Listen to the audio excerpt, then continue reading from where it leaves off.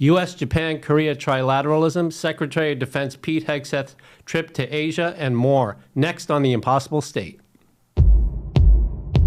North Korea is the impossible state. It's a place that stumped leaders and policymakers for more than 3 decades. It has a complex history, and it has become the United States' top national security priority. Each week on this show, we'll talk with the people who know the most about North Korea.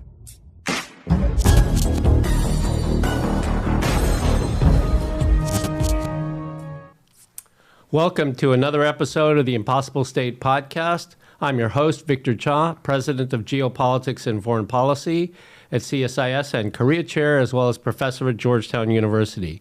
Today we're going to be talking about U.S. Japan Korea trilateral relations, and it's a bit of a homecoming here at CSIS because our guest is none other than Dr. Michael Green.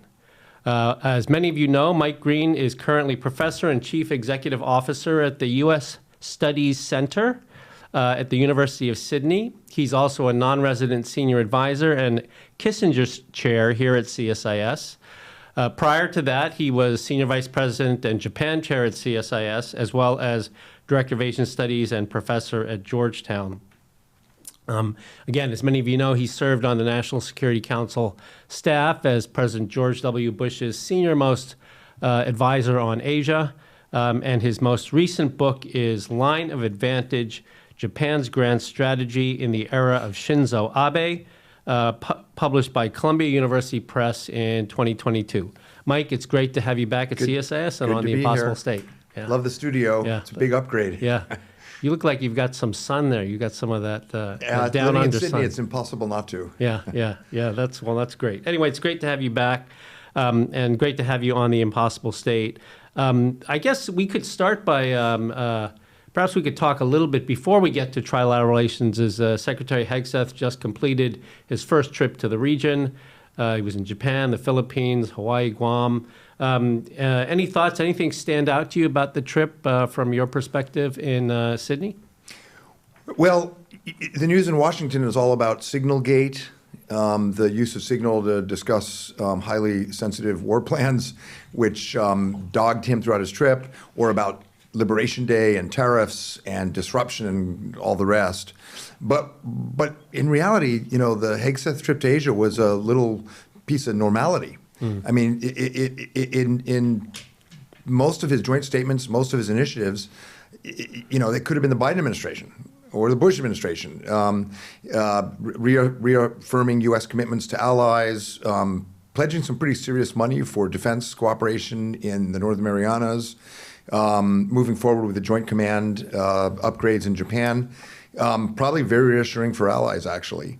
And it shows you that amidst all the disruption and chaos on trade and on development and in politics generally, there is a certain amount of continuity on U.S. defense policy in Asia. Yeah, I guess one of the things that there were at least some rumors here in D.C. about the whole question of the Joint Force Headquarters in Japan and whether the Trump administration might not follow through on that. He made pretty clear during the trip that that was not the case and that the U.S. was going to follow through on that. Yeah, and that's something the Japanese wanted. And it's something that costs money and it changes power structures within the military. So it had some opponents. And I think the rumors it was going to be defunded by DOGE probably came from parts of the U.S. military that didn't like it. But in the end, it is strongly supported on the Hill. And it makes sense to have the U.S. command in Japan upgraded from 3 stars to 4 stars and turned into, you know, what's called a Joint Task Force Capable Command, like USFK, CFC in Korea, or like NATO, because Japan is no longer in the rear area. Our whole command structure was premised on the idea Japan would be rear area support for Korea or Taiwan. It's the front line. It's actually inside the front line. The Chinese are operating on the other side of Japan. So you need that ability like we have in Korea to fight tonight. Yeah. So it's logical, and it was reassuring. And then also in the Philippines, he reaffirmed sort of the oversight and access agreements to the 9 ECTA sites. So overall, it seemed like a pretty good trip. I mean, like you said, a piece of normalcy in an otherwise pretty chaotic Washington. I think there's a straight line allies can draw from the Quad foreign ministers meeting Marco Rubio held very early to the Ishiba Trump summit. The joint statement was very robust on Taiwan, commitments to Japan on the Senkakus, to this trip by Hegseth.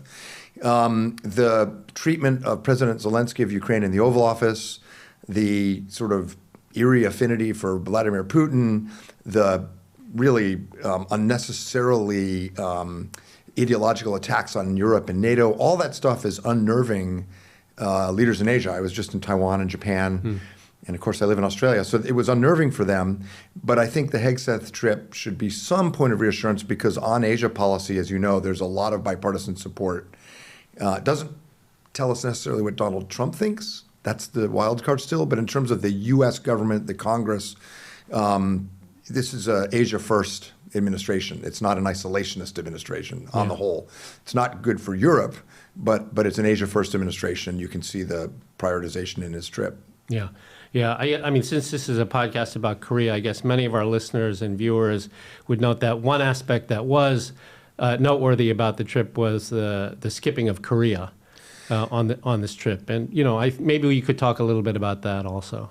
Well, there is a long history of administrations wondering why, or new presidents wondering why we have so many troops on the Korean Peninsula that are only, at least ostensibly only for the defense of Korea against North Korea. So Jimmy Carter, of course, almost pulled troops out of Korea. You'll remember in the Bush administration, it didn't get too far, but Secretary Rumsfeld was skeptical of the U.S. military presence in Korea, pulled a brigade out during Iraq. Had to, because we needed the brigade. But there was a larger, I think, purpose there of drawing down in Korea. And this is going to be a challenge because I think that, despite the fact there is a military pivot to the Indo-Pacific, focus on competing with China, Indo-PACOM over NATO, and all of those things, Korea's not necessarily going to benefit from that. It's really more about maritime Quad countries. And Korea, I think, is going to look like an outlier, like a continental power, like Europe, like NATO. And it's a challenge because if we see army brigades cut to plus up on if we see army brigades cut to plus up on air and naval capabilities, and the Army's short army brigades, the one in Korea is going to look sort of, isolated and not so useful.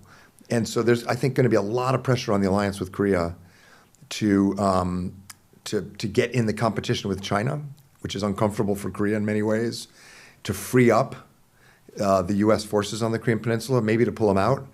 And it's unfortunate Korea is going through political turmoil because this is, you don't want this done sort of unilaterally by the U.S. with Korea reacting and all those bad strategic signals that result. You want this to be a joint U.S.-Korea modernization of the alliance. But as you and I have discussed, Seoul's not in a position to do that right now. Yeah, that's true. I mean, even though we're past the court decision at this point, still there's a period of at least 2 months, if not longer, where we'll see some difficult leadership in Korea. I mean, I think the most immediate reason, of course, was that we didn't have a government in Korea. It made, as you know well, these official trips to Asia cover a long distance. They're trying to pack a lot in a short period of time. Making a stop in Korea when your counterpart will probably not be in office in a couple of months didn't make a whole lot of sense.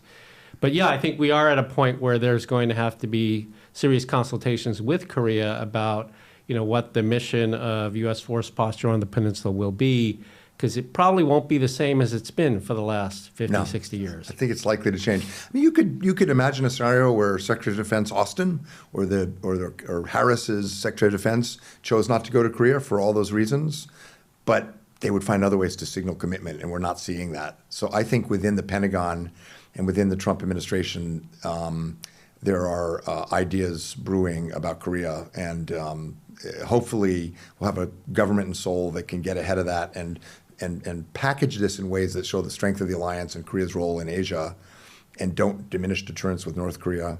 But I could imagine a scenario where it's kind of chaotic and more reminiscent of the Carter administration's withdrawal plans. Yeah.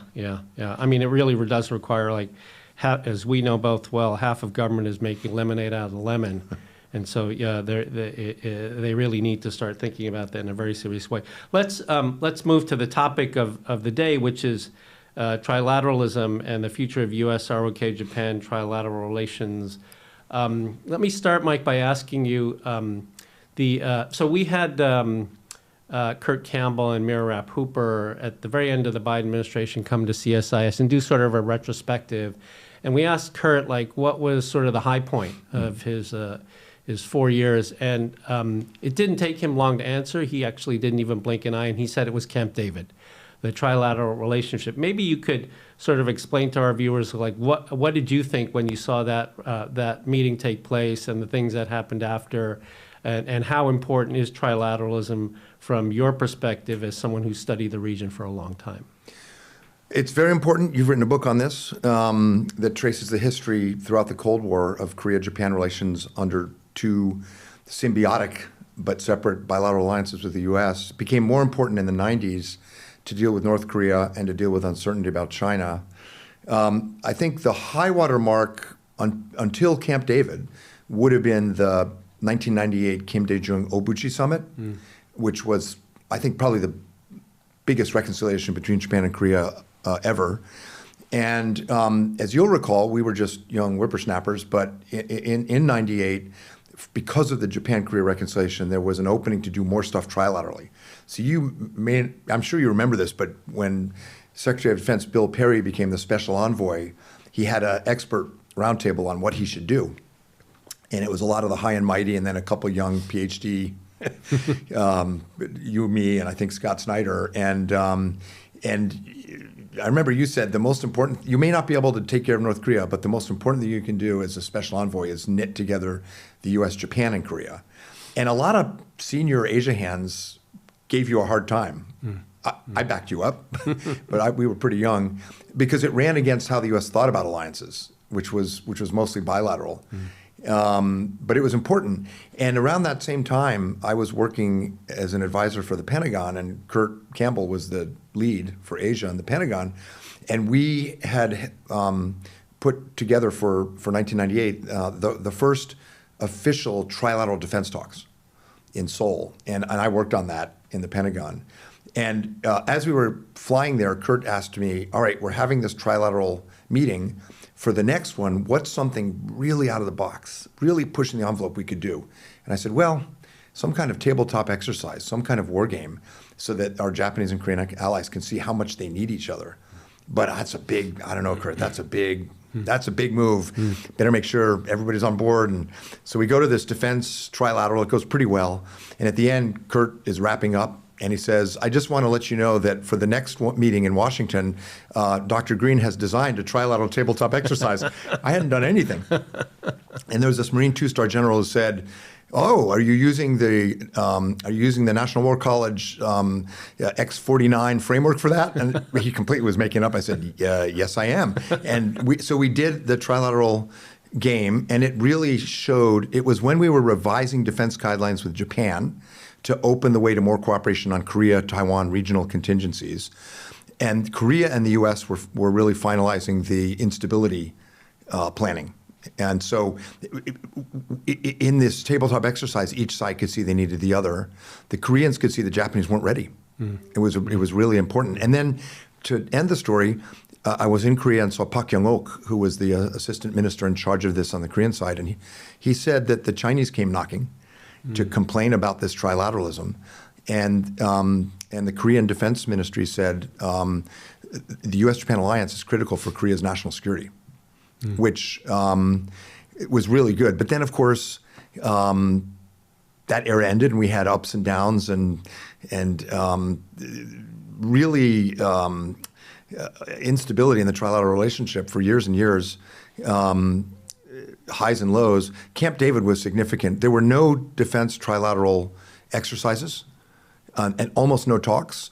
And within a year of the August 2023 Camp David summit with Kishida, Yoon, and Biden, if I remember correctly, there's something like 19 or 20 military exercises, significant ones, mostly trilateral, some with Australia and others, and something like 50 senior level meetings on cyber and defense. I mean, it's 65 or something. 65? Yeah, I was counting to September 2024. But it just opened the door. And trilateral security cooperation, as you know well, it increases deterrence vis-a-vis North Korea. It makes sure that we're ready for contingencies and can respond to them. And it signals strategically to China that there's a cost for them supporting North Korea. China doesn't want NATO's, but if they support North Korea and threaten Japan and Korea, they're going to get more and more things that look like NATO. So it has a strategic signaling effect, deterrence effect, readiness effect. With the politics in Seoul, people are not sure how much of this will continue. Yeah. But I think it will for the most part, but we'll see. Yeah. I mean, I think it will too. I mean, I think that's right. A couple of thoughts is I feel like so when this was coming together in the late 1990s, it was largely driven by a North Korea contingency. Yeah. Right. And these days now the trilateral is much broader in scope. As you said, it's in cyber, it's in supply chains, it's in freedom of navigation, it's in Taiwan, Taiwan's defense. It's sort of much broader now. To me, like one of the most significant things to come out of that meeting was this commitment to consult, the sort of, in quotation marks, commitment to consult, which was about the closest you could get to some sort of collective security declaration among the three parties, right? That they would commit to consult on almost every sort of issue. Language very evocative of NATO Article 4 and 5 and U.S. Japan Alliance Article 5. Yeah, not ratified by treaty, but pretty evocative of a security commitment. Maybe I mean, on the Korean side, I think that the external environment has changed such that the Korean government has to sort of continue to support this, whether they like it or not. But I guess the question really is the Trump administration. And so how do you think the Trump administration looks at this trilateral? I can't recall if Hegseth made reference to it during his trip to Japan or his speech at APCSS. I don't really remember. But how do you think the Trump administration is looking at trilateralism? I think for Indo-PACOM, Indo-Pacific Command, and for U.S. versus Korea, it's essential. And so the uniform military is all in. I think the career State Department officials who know Asia are all in. Wasn't always that case. I mean, even in the Bush administration, there were certain senior State Department officials who shall not be named who gave you a very hard time about pushing for trilateral coordination in the six-party talks. And then another Obama-era State Department official in a think tank event accused you and me of having a trilateral fetish. So there were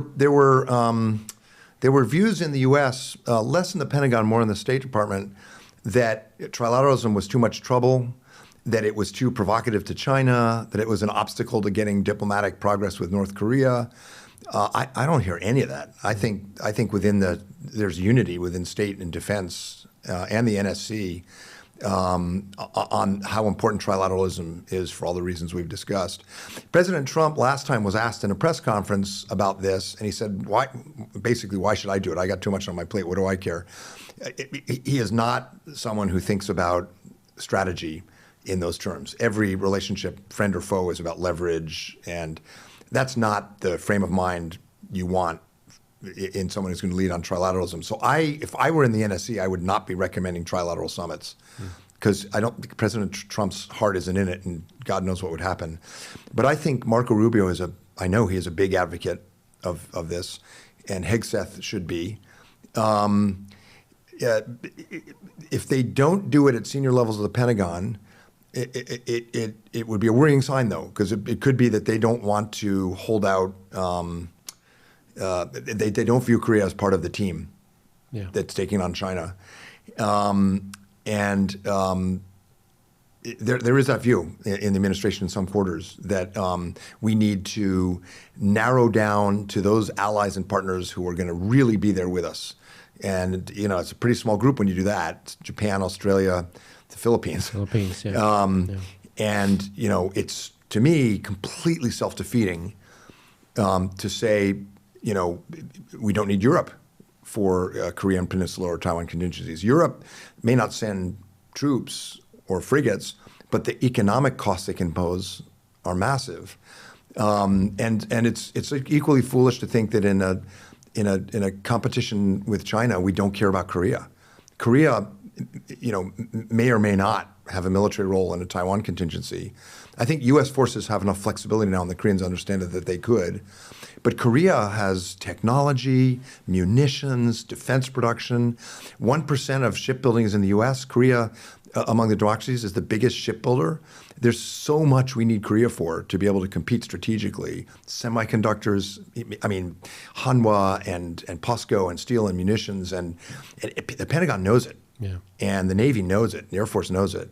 So it would be very self-defeating to say, well, just because the Korean government isn't doing exactly what Japan's doing or Australia's doing, who needs them? To me, it's almost an ideological way of thinking, and it's honestly, as scholars, what I see is structural realism. I see John Mearsheimer's hand. I think it's a structural realist view of things where you don't have room for gray. And that's very, very self-defeating if we're going to compete with China. Why would you reduce assets on your side by insisting on purity?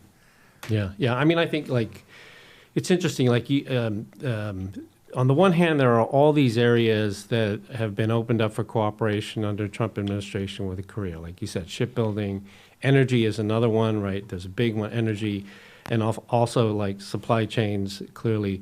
But it's interesting. I testified at the Senate last week on our alliances in the Indo-Pacific with our friend Randy Shriver and Oriana Mastro.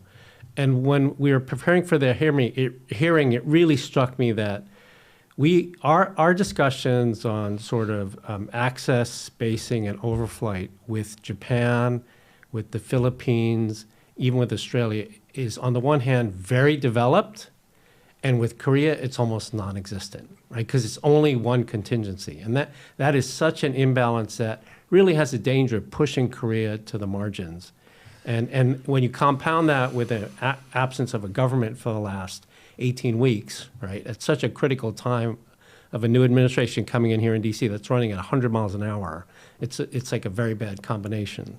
So I think the argument almost sells itself why you need Korea. We need allies. It's the shipbuilding, it's the technology, it's the broader strategic impact of having a joint and combined command. We go together. That unity is powerful. The argument builds itself, but you need the right people making it. So I think what it requires is, I think Indo-Pacific Command and U.S. Forces Korea and U.S. military completely gets it. That's good. I think Congress gets it. Mm-hmm. Your testimony, I'm sure you were invited to testify because people on both sides of the aisle wanted you to make this point. So Congress gets it. Career officials and security experts get it. Japan gets it. And I think maybe as a way to pivot back to trilateralism, Japan's role politically in Washington in sustaining support for Korea is really important. As you know, the Carter withdrawal was abandoned in large part because of Japanese pressure. And Prime Minister Miki. Prime Minister Miki came in.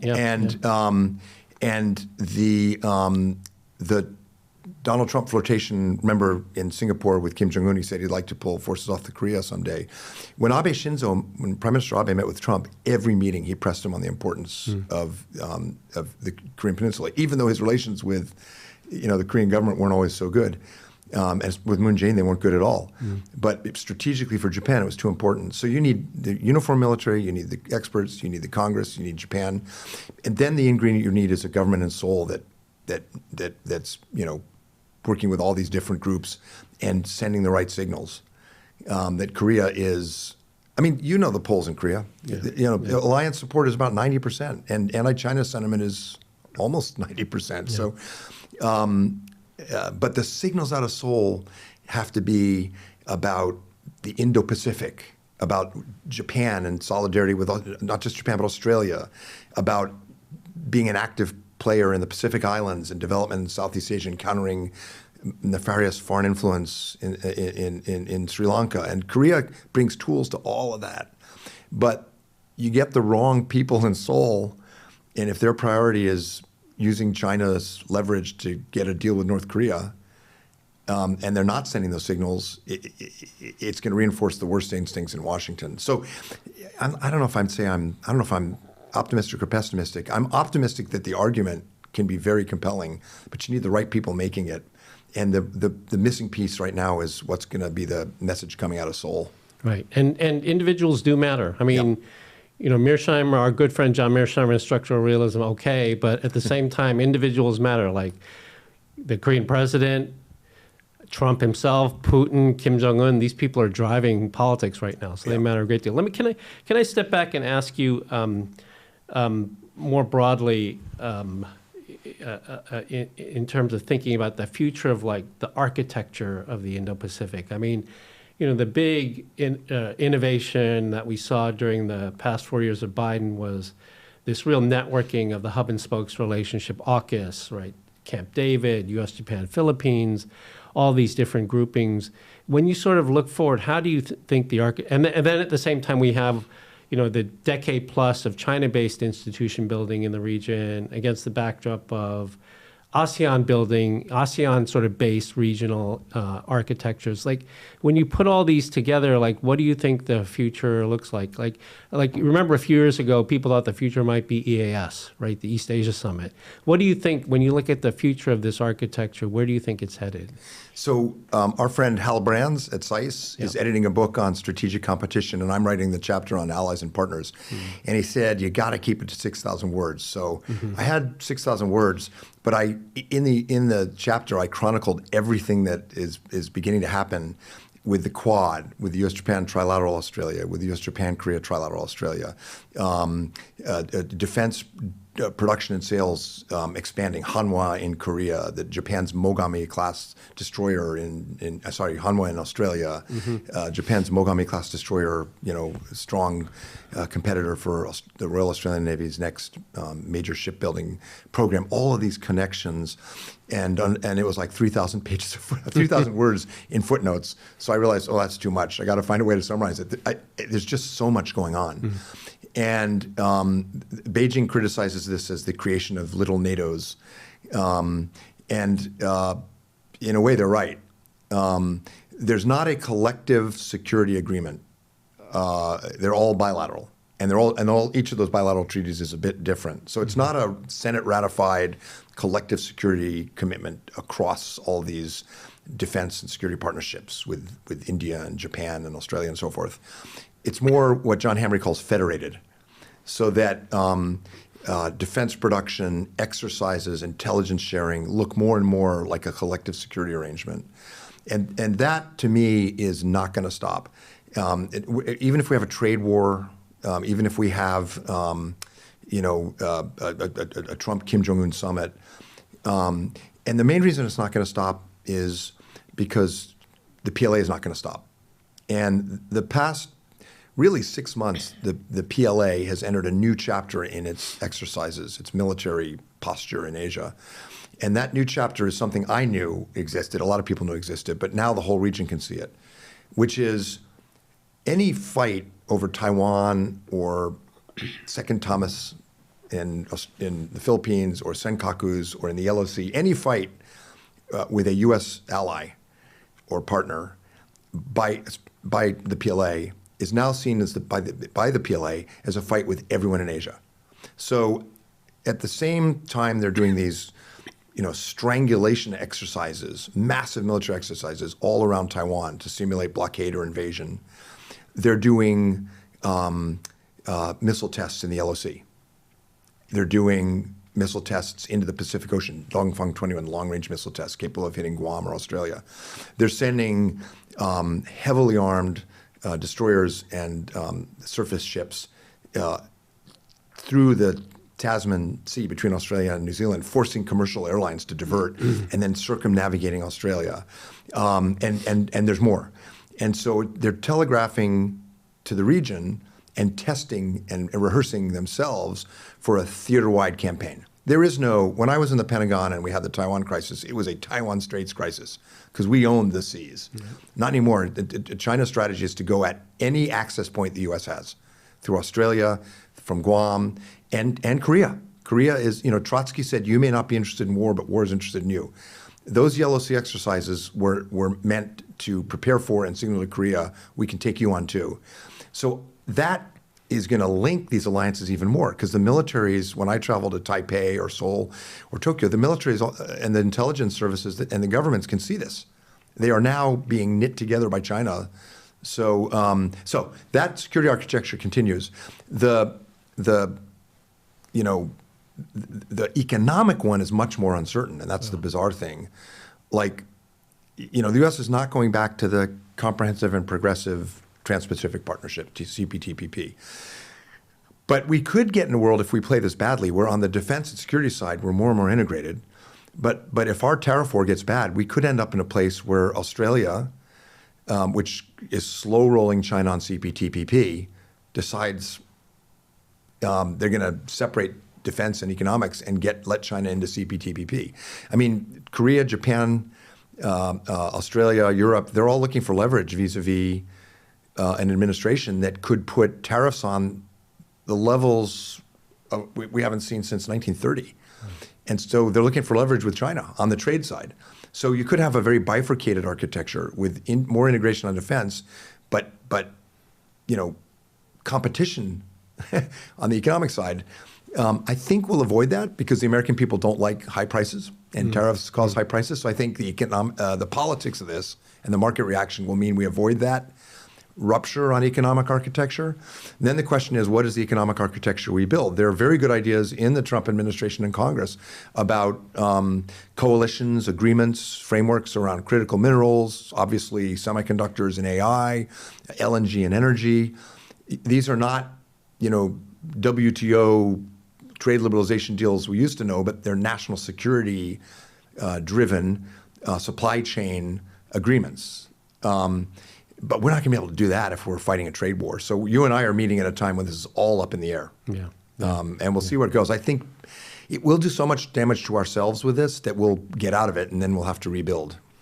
Yeah, I mean, like you get this in terms of the counter leverage, you get this initial signaling as we saw with, China, Japan, and Korea meeting for the first time in 4 years over the trilateral FTA.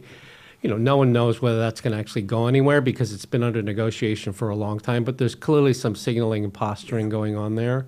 I mean, in a sense, it may even require the allies and partners really to be the ones to try to correct by using things like new energy deals or shipbuilding deals or other things to sort of get themselves exempt from this wave of tariff that's coming, to try to keep it from becoming this sort of it would be a very bizarre and bifurcated situation if you had adversarial relations on trade, but then strong relations on security. I just don't think it's possible we're in that world I think it's likely we'll be in that world in the short term. Yeah. It's just hard for me to picture how that lasts for the long term because it's so damaging to the American consumer and investor. The other thing to keep in mind is, as I tell our students, trade is dating, but foreign direct investment is marriage. Right. And the FDI flows with Japan, Korea, Australia, Taiwan are overwhelmingly up. And their investments in China are flagging. They're diversifying. And that will help to weather the trade fight and give us a little bit of a better chance to get through this. But we'll see. The Trump administration is capable of having 4 mutually exclusive thoughts at the same time. Yeah. Allies are important, but we're also going to slap huge tariffs on them, and it doesn't seem sustainable to me politically. But we'll see. Yeah, we shall see. So anyway, Mike, it's great to have you on the Impossible State podcast. Great to have you here back at CSIS. To our viewers, thanks again for watching this episode of the Impossible State. If you haven't, please go back and watch our Friday podcast, which was our live coverage of the Constitutional Court decision on President Yoon's impeachment case and the commentary we had during that podcast. So thanks again for watching, and we'll see you on the next episode of The Impossible State.